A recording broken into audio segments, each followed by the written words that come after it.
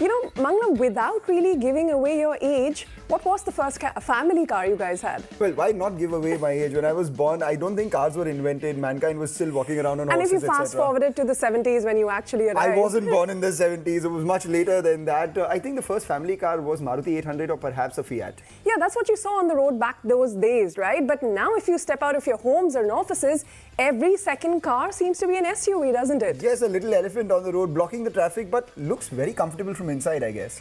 It's only in the last few years, I guess, it's become more affordable and more popular with Indians, and this seemingly insatiable demand for SUVs in India and the opportunity that presents for car makers is what is on top of mind today. This is Mad About Markets. All right, so let's then drive straight to the point. Let's crunch some numbers as we do here on Mad About Markets. According to DataBridge, the global sport utility vehicle or the SUV market was valued at $35 billion in 2021. It's expected to drive all the way to $105 billion by 2029. What does that mean? A compounded average growth of nearly 15% annually for the next 7 years. So from $35 billion goes all the way up to $105 billion. But here's a deal clincher. Yeah. Are you an SUV person or a sedan person? I'm always a sedan person, but like we always say, you never know. You never know, and that's why we're friends. I'm a sedan person as well. But globally, we have seen a move towards SUVs. Yeah. The obvious market, if you just take a look at the United States, which is the biggest SUV market in the world, 5 out of every 10 passenger vehicles are SUVs, so that's about 52%. But increasingly, we are seeing more adoption of SUVs in Europe as well, which was traditionally a sedan country, or a sedan continent, so to say. 45% in Europe is, the SUV market share versus the overall passenger vehicle market. And in China, it's 48%. But come to India, we've traditionally been a small car hatchback sort of market, but the rise of SUVs has been phenomenal from low teens to now around 38% as of FY21. We're number 4, but growing very fast. That is as of FY21, and we're closing the gap with some of the larger countries because the share of SUVs in the overall passenger vehicle market, it was just about 13% when you talk about 2015, just a few years back. Now that started to grow steadily, and as of 2020,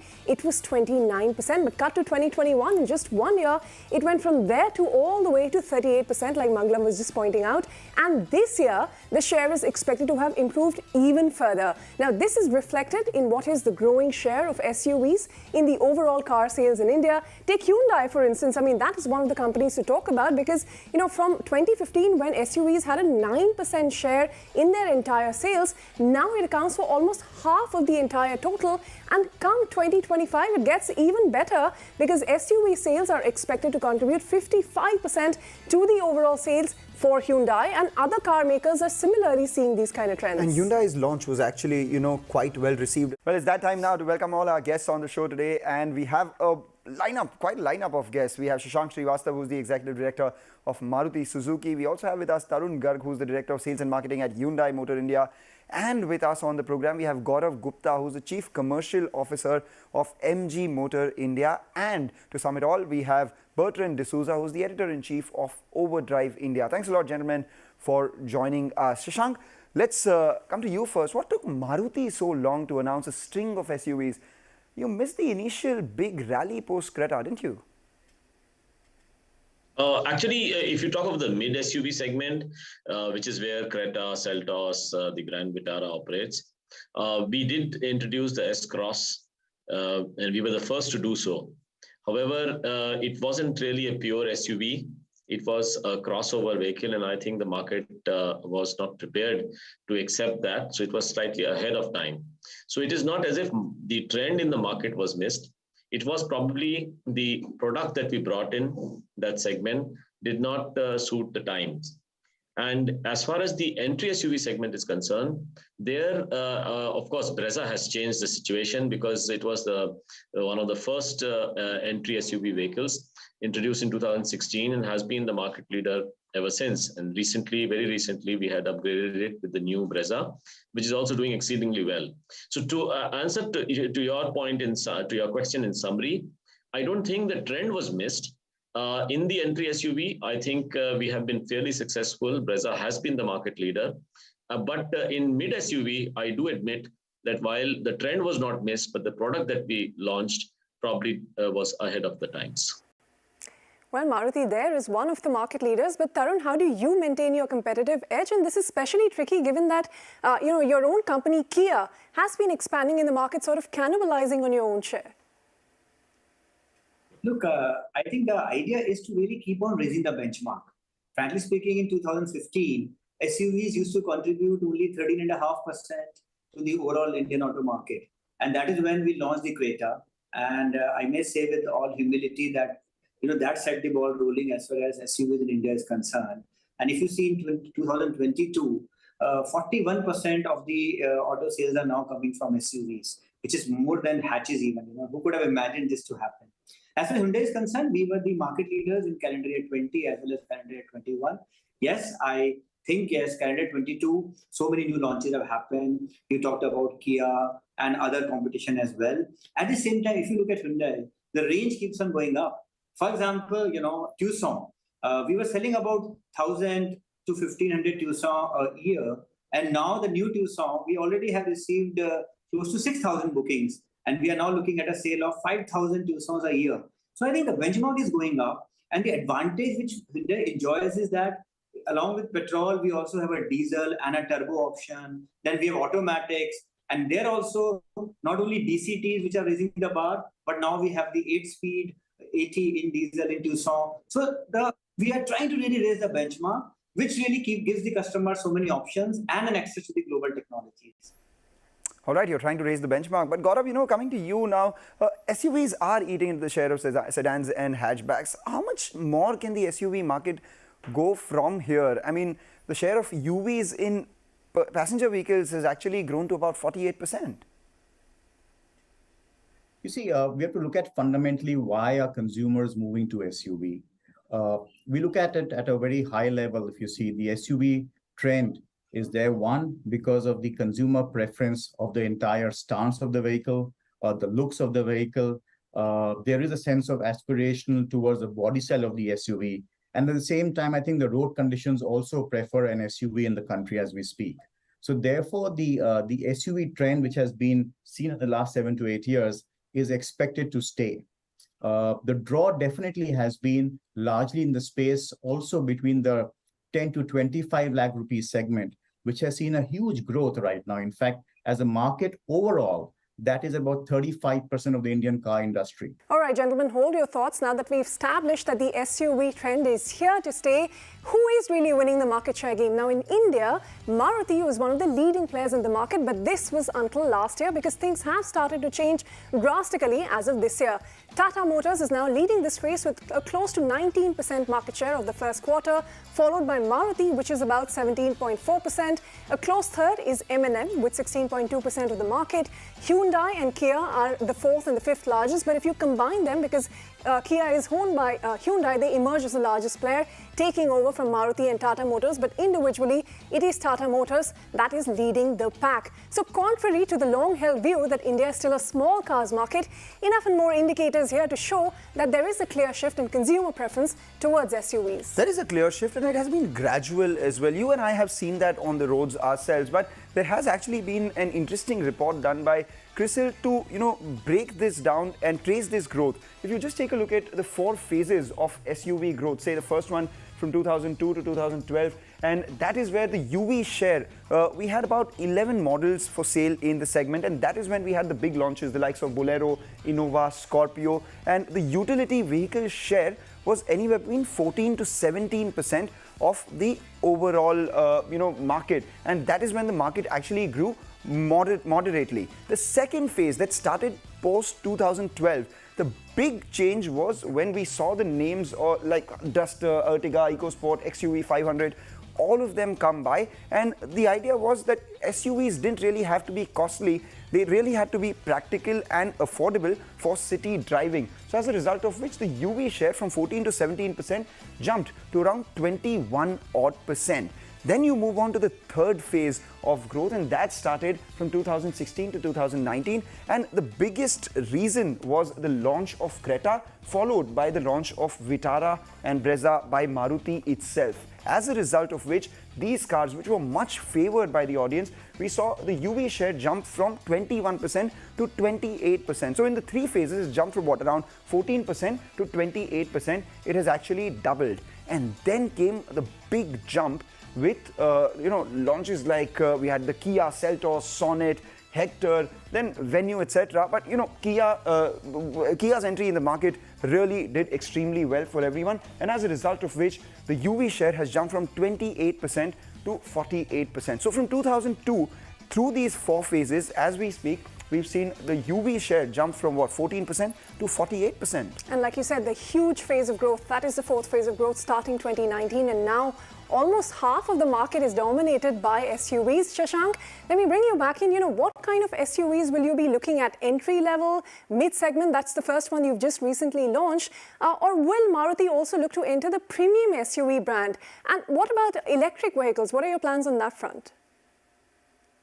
Yeah, so actually we are a very customer-focused organization, and we follow what the market and sometimes lead what the consumers really want.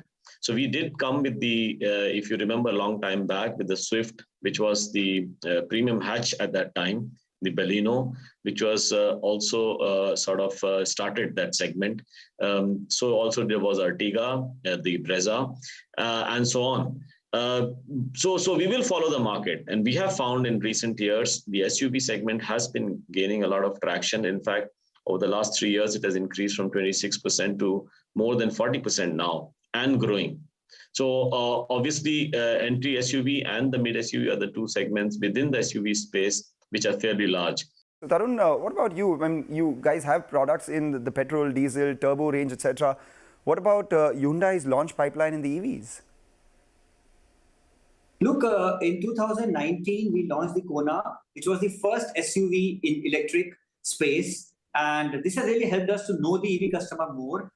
You would have already seen that we have announced the introduction of Ioniq 5 in India very soon. And Ioniq 5 is already the World Car of the Year, the World Design of the Year, and World Electric Car of the Year. So I, for one, is very, very excited with this. So which will mean that we will now have two vehicles in the SUV electric space. We already announced that by 2028, we will have 6 battery electric vehicles, most of which will be in the SUV space. So I think the approach is very much there. The direction is very much clear. And going forward, you will see more and more electric vehicles coming from the Hyundai plan as well in India. All right, so 6 EV vehicle launches lined up in the near future. But let's sum that up then. What are the trends emerging in the electric vehicle space? Of course, largely we're still seeing the diesel, and more than that, the petrol variants come into the market. Well, clearly the trend is going to be towards SUVs, MPVs, or large, longer sedans, longer than the 4-meter length. And that's essentially because while some of the manufacturers like Tata Nexon, the EV has done phenomenally well for them. What is clear to see that, to get higher range out of these, you need a larger battery pack. And those larger battery packs can only be accommodated. They will occupy a lot more space inside the vehicle. So you need a larger vehicle. And SUVs clearly are the way forward for that. SUVs or MPVs also for that matter. So what we're clearly seeing is that because of electrification, the need is to have larger vehicles. The Mercedes-Benz clearly came out earlier this year and mentioned, for instance, globally, that they would be moving away from certain body styles, which would mean the compact sedans and hatchbacks that they develop for global markets would completely go away, and they would move towards larger body lines for that matter. So this is going to be a challenge for the automotive industry, unless and until batteries get denser and they're able to provide a lot more range with more compact batteries. That's not happening anytime soon. All right, gentlemen, we've been talking about how SUVs have been eating into the share of the smaller cars, the sedans and the hatchbacks. But here's what numbers actually say to prove if or not that theory is true. Now, look at the period between FY18 and 22. Small cars production is actually halved, almost from 42 to 26. So similar is the story with large cars, now down to about 12 launches as of FY22. Whereas the utility vehicles or the SUV space, that has been growing steadily. And even after the pandemic, it has been able to come back to the kind of launches, if not higher than what we saw in the last few years.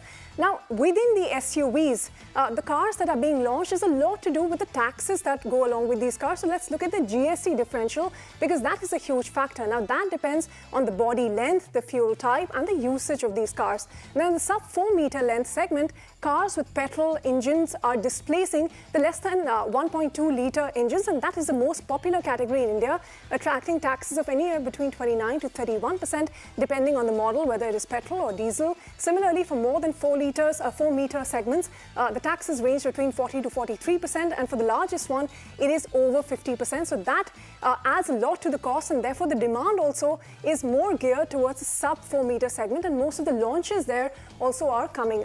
Actually, Mangalam, what are some of the key launches that viewers have to look forward to? Well, you said FY22 had 57 launches. Yeah. This year so far, we've had some really successful launches. But let's talk about the launch pipeline, the stars, so to say. Pull all of them up for you. Most of them belonging to the sub 4 meters category. You have the Hyundai Ioniq, we have MG ZS EV, the electric vehicle coming in out there. The updated Hyundai Creta, because this was the one that caused the flutter in the market when it first launched. And then we also have, of course, because it's the updated Hyundai Creta, we have an updated Kia Seltos also coming in. And that's not all. We have a couple of newer players coming in too. So we have the new Honda SUV, which is likely. We have the Citroen C3 mini SUV, the 5-door Mahindra Thar. The Thar was one of the biggest draws that we saw in the recent past with regards to the new updated launch. And Maruti Jimny, this one, I like the color on this one though. I like the name of it. I like the name. Well, okay, so you can buy it for the name. I'll just ride around once a while. Maruti Jimny. Talking about Maruti itself, let's ask Shashank. Shashank, how many SUVs are you planning to launch, and how much will these new SUVs contribute to your sales going ahead? So the contribution of Maruti SUVs to Maruti sale is just around 10%, whereas in the industry it is about 41-42% currently. So if you remove the Maruti numbers, then for the competition more than 60% is SUV. So it's both an opportunity and a threat. Of course, we have to increase our percentage of the SUV, but at the same time, if we are able to do well, then 60% of the competitor sales can be affected because their SUV percentage is very large. So it's an opportunity as well. So that is as far as the percentage of sale of SUV is concerned. On the other part about the new introduction in the SUV segment, we will be introducing a couple of SUVs in this financial year.